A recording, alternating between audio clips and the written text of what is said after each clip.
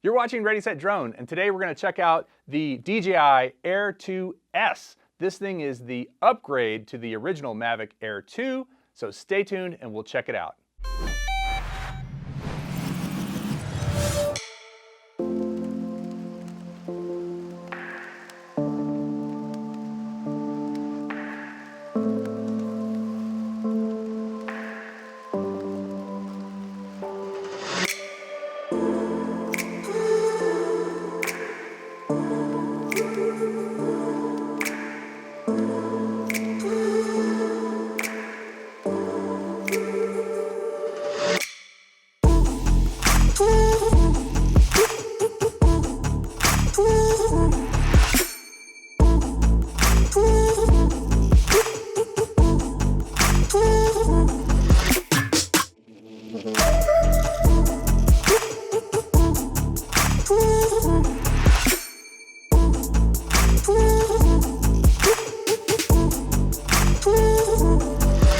If you're new to this channel and you like drone content, please hit the subscribe button and be sure to check the notification bell so that you can get updates whenever I put out a new video.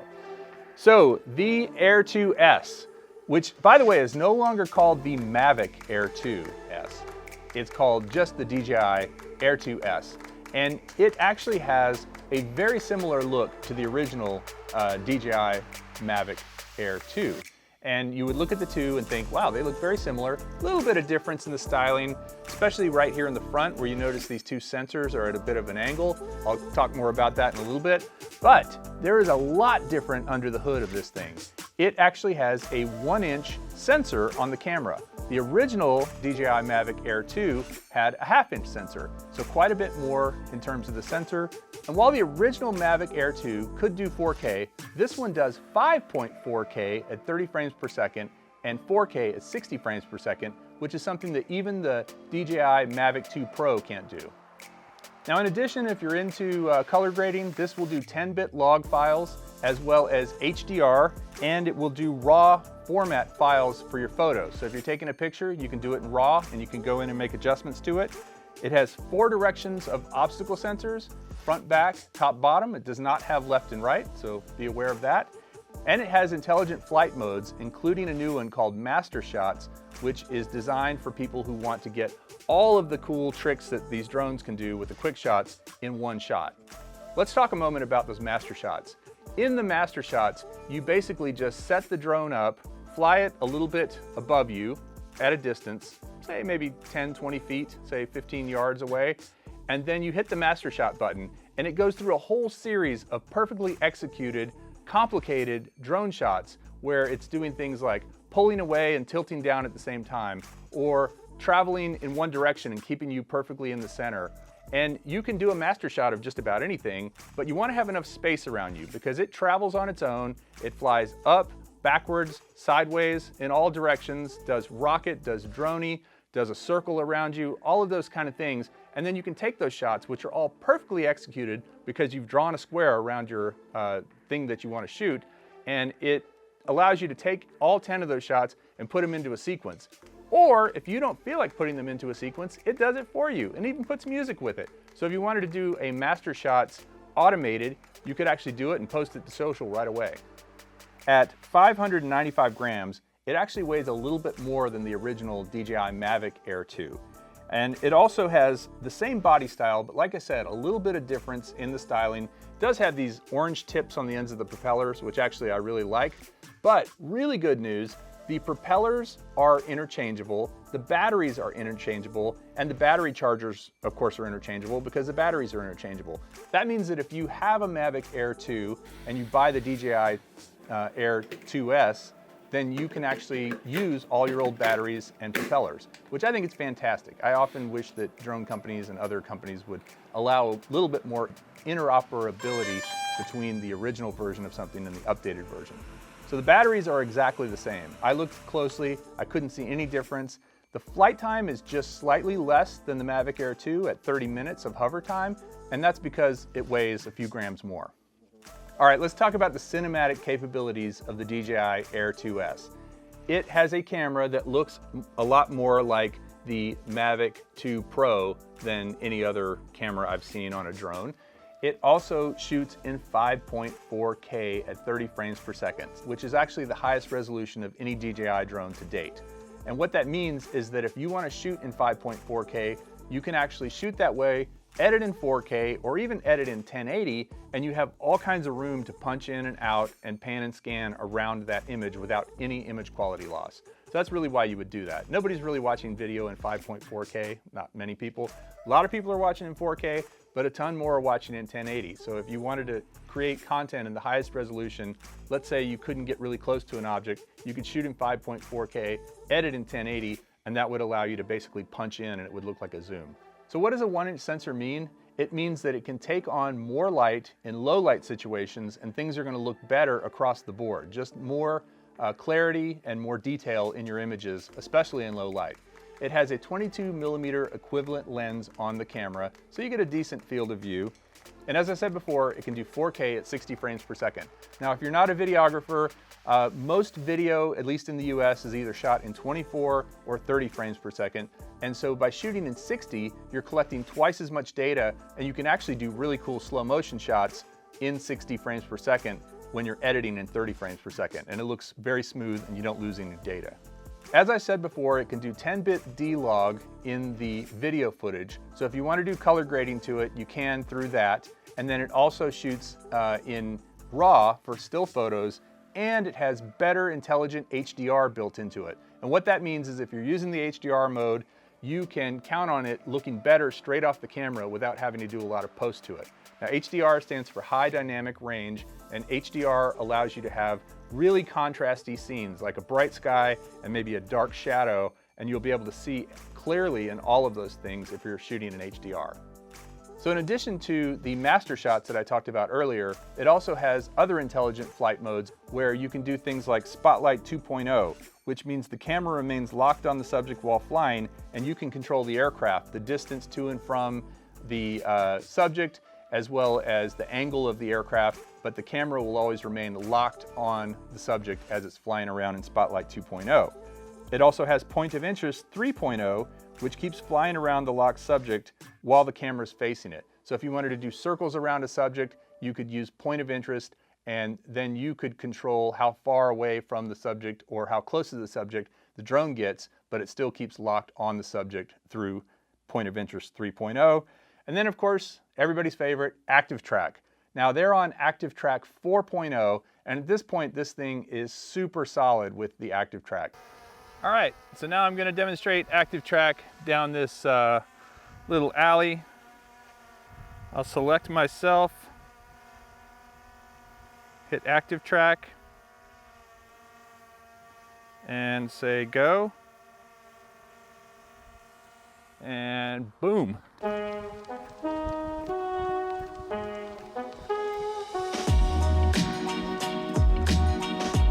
Running down the alley, running down the alley.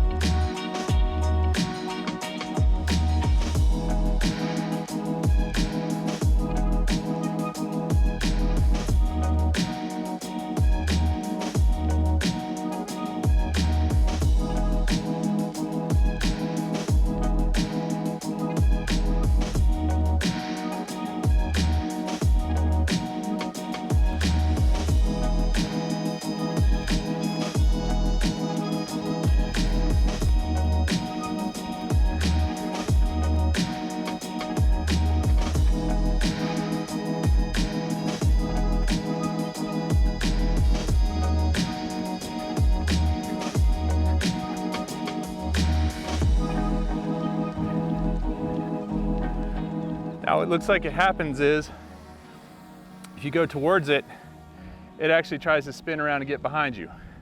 I'll show you what I mean.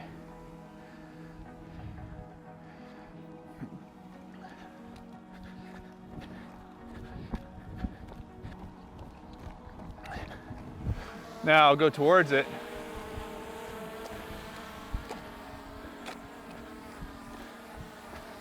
And then at some point, comes over to my side, and then it spins around behind me.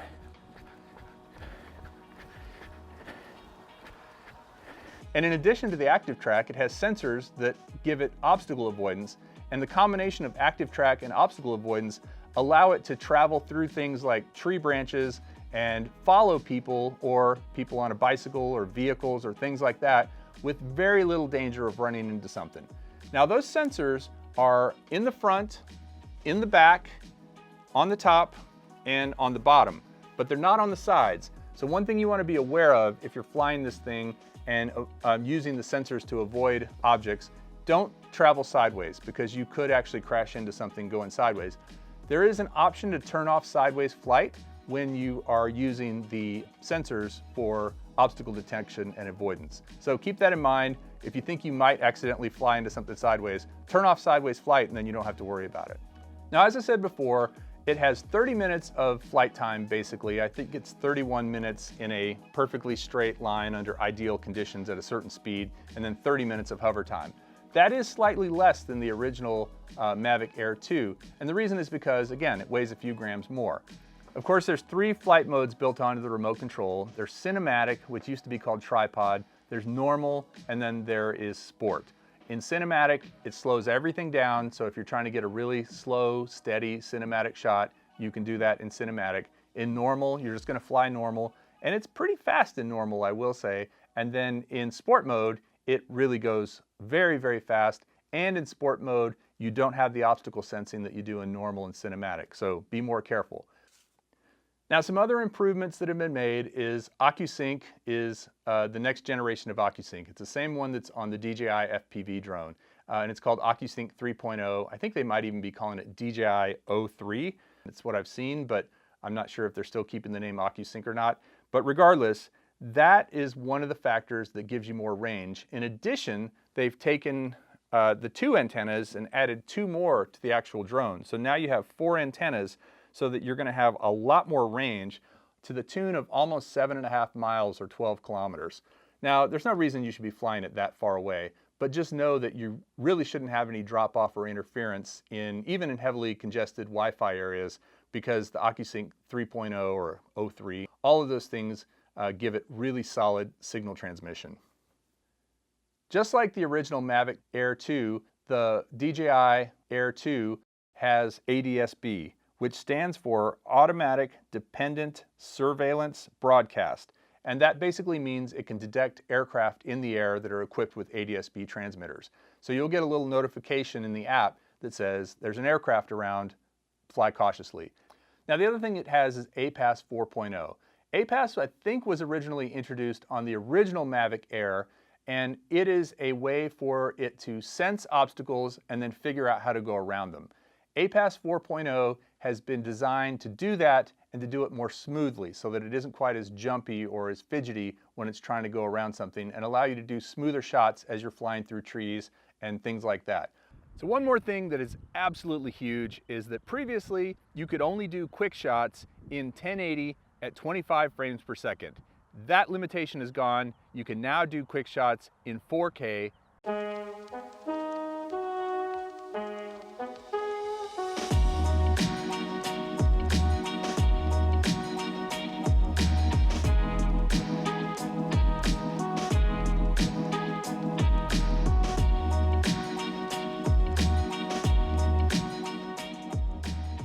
Okay, so who is this thing for? The DJI Air 2S is designed for travelers, people who want something small and very, very powerful that they can fit into their backpack. If you look at the Evo 2 Pro or the Mavic 2 Pro, this thing is quite a bit smaller. The batteries are smaller, the batteries are lighter, and it does as much or more than both of those drones. So if you are going to be traveling and you need something that you want to have with you all the time, this is very light and convenient. It's also a great beginner drone because it has so many of the safety features built into it that DJI is famous for. And finally, for cinematographers who want to keep a small drone handy so they can get those shots that really make the video that they're trying to produce, this thing is great because it does the 4K 60 and the 5.4K. I mean, the quality of the 1-inch sensor in this is fantastic. It comes with, if you buy the combo pack, it comes with ND filters that you can put onto it that allow you to fly in bright sunlight and to get that even smoother footage when you knock the light down just a little bit. Across the board, I have a hard time seeing a need for any other camera drone besides this one. I mean, there are some great camera drones out there, don't get me wrong, but because this thing is so small, so light, and so convenient, and so friendly to fly, and so sporty, I can't see many other camera drones competing with it for quite a while.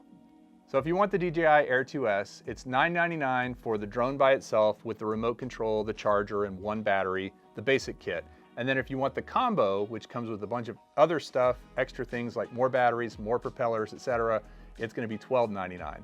I'm always a big fan of the combo because you do get a better deal on all of those things together than you would if you got them individually, especially for the price of individual batteries.